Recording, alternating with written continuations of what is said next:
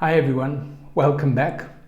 You know, as a young boy growing up in a family, we didn't have a lot of money, so we had to make the most of everything.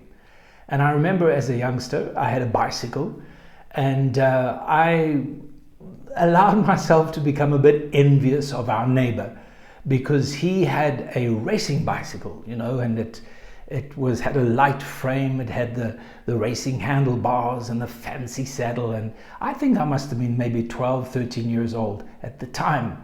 But I decided I wanted a racing bike, and I started to pester my parents, especially my father, and he said to me, listen, we don't have the money for it. So I said, well, why can't I just get the handlebars if it looks like a racing bike? And I pestered and I pestered.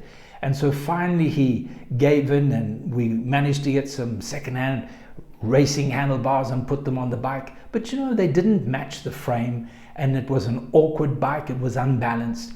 And very soon I found myself not enjoying that bicycle at all.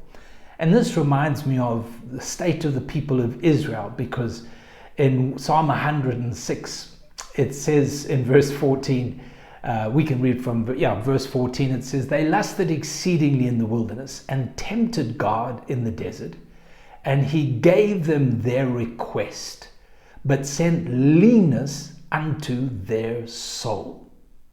In other words, they just wanted a bicycle, a racing bicycle, and they pestered God, and they moaned against God and complained against God until they got what they wanted. God gave it to them.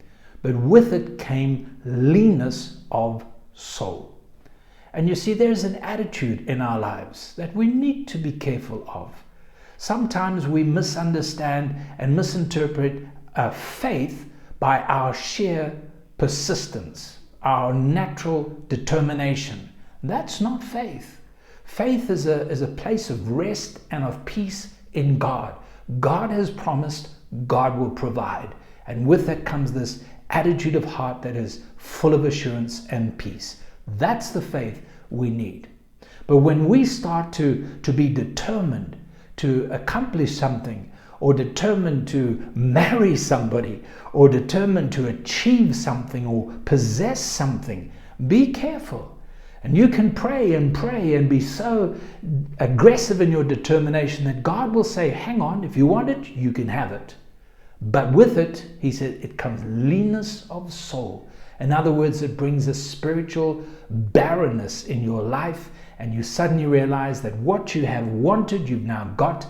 It's become the focus of your attention, your heart, and now you've missed the things that God has planned and purposed for your life. We need to be careful what we pray, what we desire. Let's make sure it's of God and God alone. God bless you.